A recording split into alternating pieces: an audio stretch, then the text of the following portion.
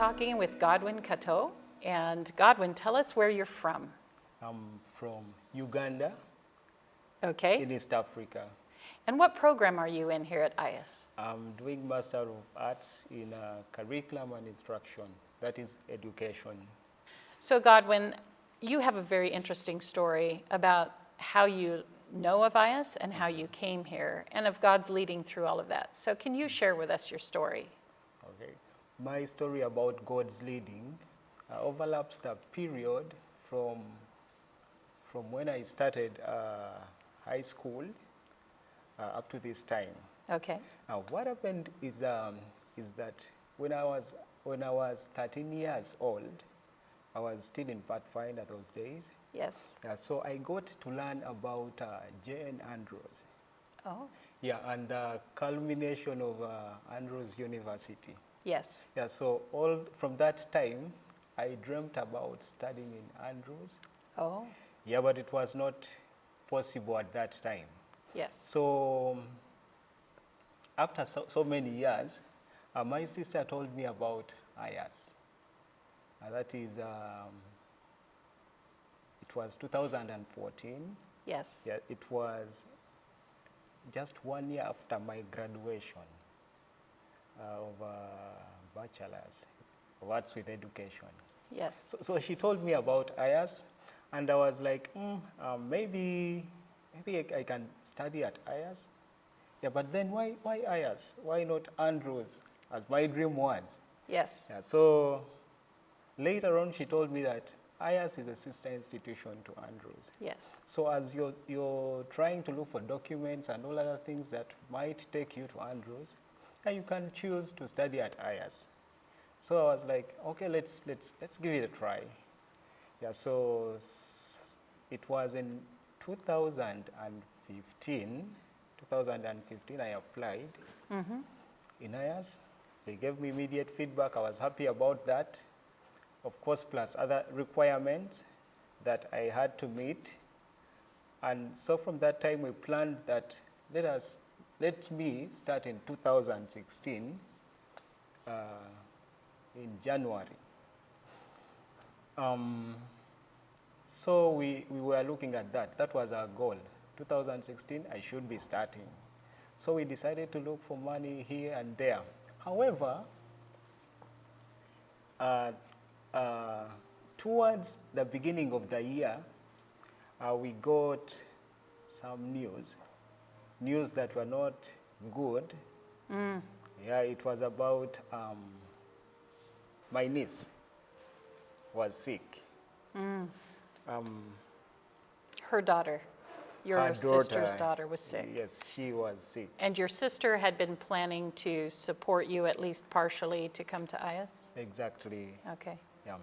So we were wondering, what is the sickness? What is really the sickness? So she said, well, we'll try to go for medical attention and see what it is exactly, but it's not so serious. So we moved on, but then still news continued coming that it's getting worse, that the sickness is getting worse. So what happened later, what we came to know was that my niece had sickle cells. Sickle cell anemia. Sickle cells anemia. Yeah. Thank you. And to cut the whole story short, it required over $50,000 US. Wow. Yeah, to receive treatment for that. Oh, wow. So when I compared that amount with what we were planning at that time, that is my studies at AIIAS. Yes. It blew my mind. I was like, now how is this going to be possible? She has a sick daughter. She also wants to support me. At that moment, I almost told her that maybe we can put my studies at a hold so that we concentrate on the health of my niece. Yes. But I thank the Lord for my sister's commitment to what she had said before. Because her only word was that this is all not our business. It's God's business. Wow. If your niece is sick, if you want to study, let's commit all this to the Lord in prayer. And the other thing, you also have to do your part. Look for some money that will support you, plus some other documents. Yes. Yeah, so I did that. I did as she told me. She was so encouraging when she was worried about her own daughter. Sure.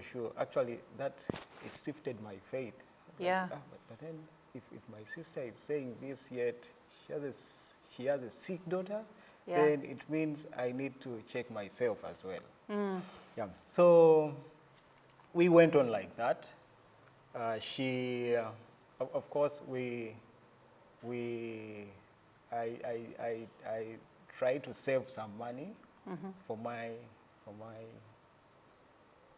coming here, and at the same time, she kept in communication with me. Yeah, she kept in communication, trying to find out how much do I have in relation to the requirements of AIIAS.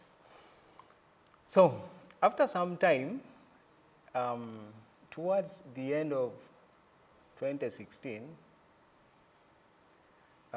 we thank God that my niece was able to get treatment. The treatment that I'm talking about is that which required $50,000 US. Yes. Wherever the money came from, it's a long story, which I cannot narrate right now. But I thank God that she God got, supplied. Sure, yeah, He supplied. Yeah. With her treatment, it implied that she had to, after the treatment, she had to receive quarterly follow-ups. Yeah, that is from India. Yeah, but the good thing is that right now it has reduced from that to once a year. Okay. Yeah, it happens once a year. 2016, I was not able to join. Yeah, based on what I've already said. So we counted now on 2017. Like, she told me, do you know what? Let's go back to the drawing board. Let's plan for 2017. So 2017, still, I was not able to join. Yeah, but she did not give up on encouraging me. Yeah. So 2017 passed. We say that 2018, we should be at AIIAS. Wow, you were waiting for several years, all the time getting more experience as a teacher. Sure, I really had to wait because it was my dream. Yes. Yeah, to study and study. Yeah. So 2018 came, and it was on 27th March that I landed at AIIAS. Yeah, I thank God that whatever happened, I was able to come to reach AIIAS. So through the faith of your sister Yeah. and your patience and your sister's patience, as you waited until you could do it, you were able to come. Yes, I was able to come at AIIAS. That's wonderful. Yes, I was able to come at AIIAS. What is your long-term dream? My long-term dream, I really want to teach at a university. Okay. And that's one. Then I also want to excel in research. Maybe if you do not mind, I would give you a reason for that. At my Okay. bachelor's degree, I did a little project, but it gave me a lot of challenge. It was a research project.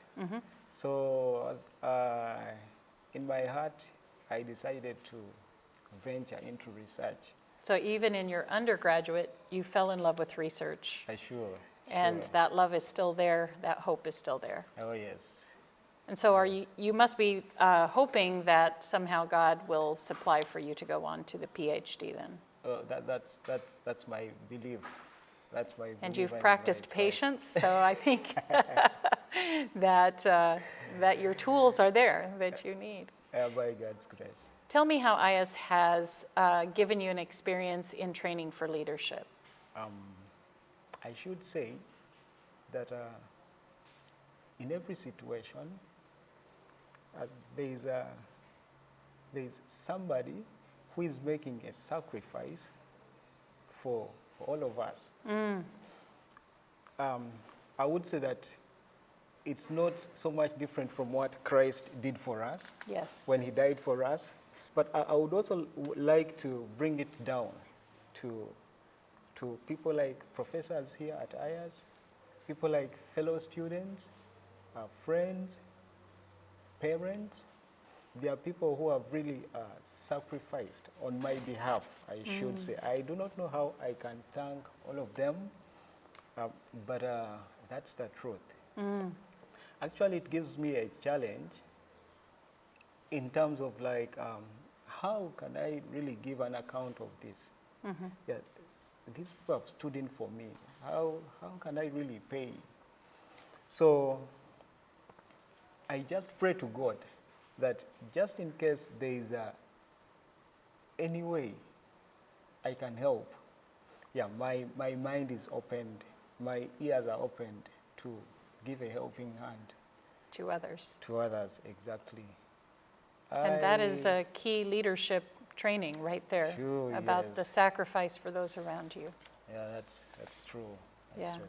Yes, it's a reality that we cannot avoid some things in life.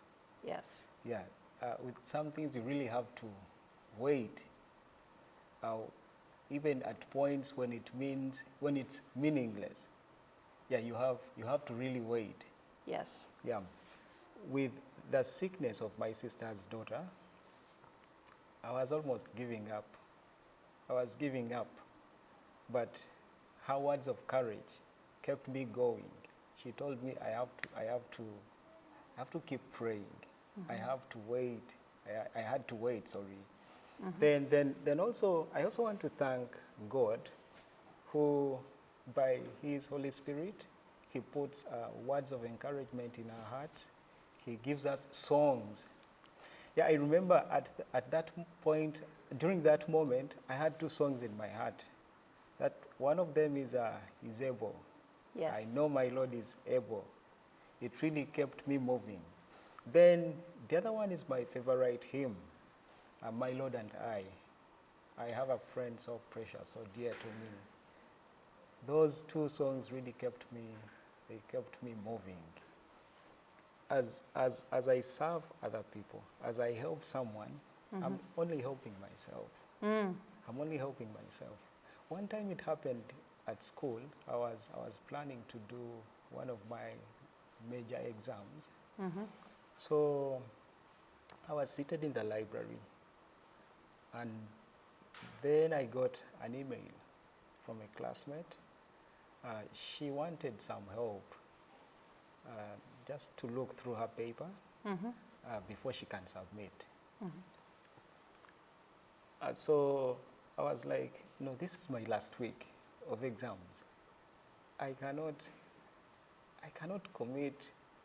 really commit time to any other thing. I need to concentrate. But at the same time, there was this little voice that if you do not help your friend right now, when do you really hope to give a helping hand? Oh. So I was like, I replied to the email. I told her I will try to do it.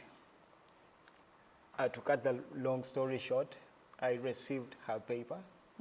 So I tried to read through, but I found out that she had written about something, a special topic that I really needed for my exam, and I had not revised that.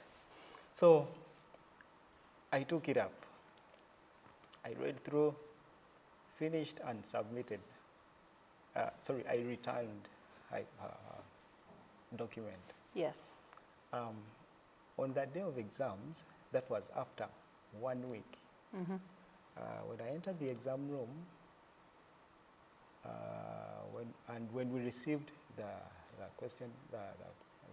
exam questions, I found out that what she had written about, or what I read about in her paper, was exactly the number one of the exam. Wow. Yeah, I was really amazed.